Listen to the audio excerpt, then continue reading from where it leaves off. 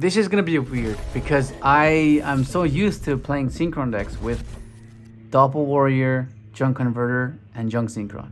And even the new spell, on your mark, get set, duel. But this build doesn't play any of those. And that's not necessarily a bad thing, but I think the efficiency that this deck has and it provides with the 2-card combos it requires to function, pretty damn good. If you've been keeping up with the streams, you can go ahead and check out the gameplay and see for yourself. And also check out the combo guide I made for you guys on how to do the Blazar, Baron, Omega, and draw 4. If you don't play Blazar, you can draw more off TG. So you have triple 1 Enchantress. This is half of the 2-card combo required to function. And of course, you have your Griffin Rider. For the most part, this is one of the biggest differences as well. Because with this deck, you can afford to just open up this and hand traps. And then hopefully it'll get you to the next turn and maybe get to where you need to be. And that's something that Pure doesn't have. That constant tempo control where you can have an Omni and hand traps. Like that's Pure doesn't have that, and that's unfortunate. But that's where this is a step above, which is pretty cool. But for the most part, you're gonna be using him as synchro material. And then of course you have your Synchron engine, right? You have your Stardust Synchron, and of course you have your Jet Synchron. This guy is way more important than usual because typically he's just an extender, a combo starter now. And Stardust, you just need to play Stardust. It gives you access to non-tuners, which is what Resolving Speeder can run into issues with because you have just one non-tuner and you have a bunch of tuners. But this gives you access to Trail, which essentially is 3 non-tuners. Because in this particular build, we can use Stardust Illumination to special summon Stardust Trail from the deck. Meaning you can use her as a material there. She produces a token, that's the second non-tuner. And then when she revives itself, that's the third non-tuner, which is quite useful. And it hires the ceiling just enough to where your board is formidable. And then of course you have your Brick. This is necessary because it hires the ceiling just enough and it helps you replenish your hand, helps you dig into your hand traps to reinforce the board you just made. Which is, it's, you can play without it, but I felt like I just felt it necessary. We have Stardust Trail, Satellite Synchron. It's a level 2. You need him to climb into your Baron. And it's just another Synchron that you can summon. You open a multiple Enchantresses with. You go activate Enchantress, search right, activate special Enchantress, summon this, and you can make a speeder that way. I mean, there's rarely that'll happen. If it does come to that, you know that you can do it that way. And then, of course, you have your Illusion of Chaos and your Magician Souls.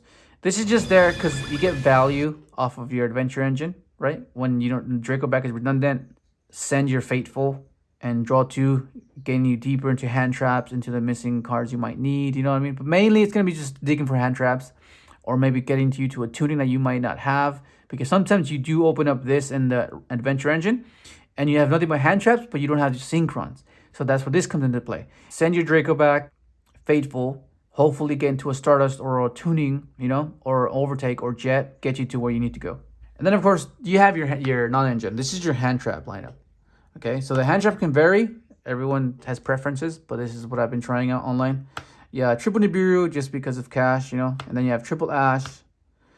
You have Droll because Droll's been quite good recently. It's just insane.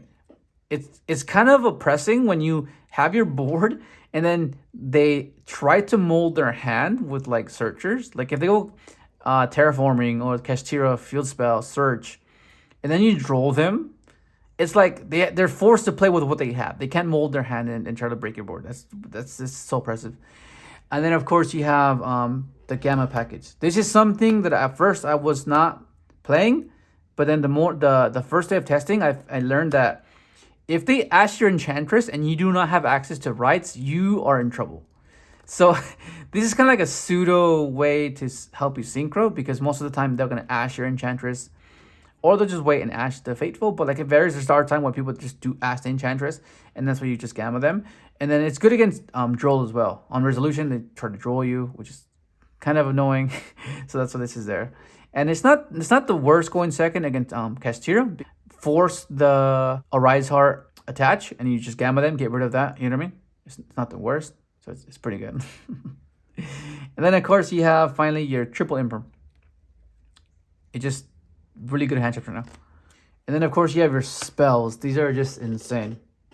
You have your triple overtake. You have your triple tuning. You have your triple right.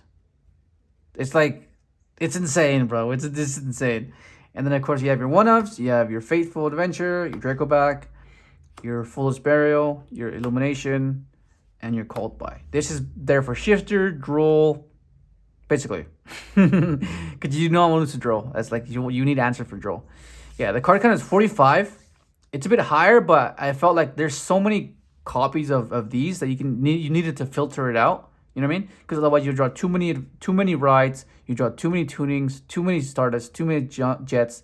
Like, you do want to open them, but like you need to space them out a bit, and that's why it's above 40. I was initially gonna cut the rolls and put it down to 42, but yeah, it just seems to be working fine. And then you have the extra deck. In this build, I'm playing Blazar, but you can swap this out. You don't have to play this. You can play like Crystal Wing if you wanted to. Then you have your Baron, of course. You have Baron.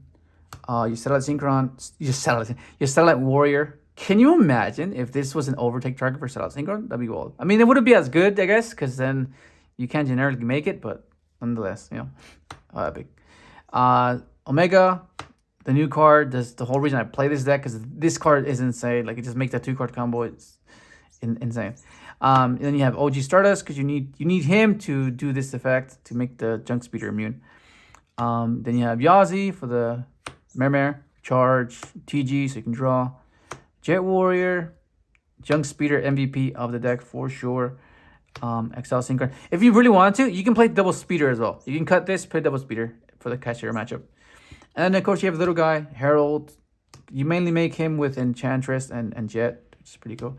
Meta Marcher. This doesn't seem like it can come up, but it does. It comes up enough to be considered. And then of course you have your Formula Synchron. We don't play Meta Mart. We don't play Shaman because we don't play any 2s. So yeah. And then of course you have your Bammer tokens and your rights token.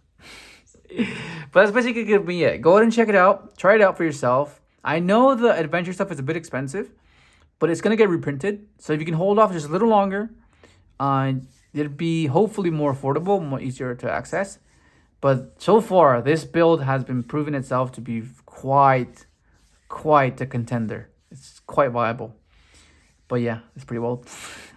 That's gonna be it. Hopefully you enjoyed the video. Let's subscribe if you haven't, and thanks for watching.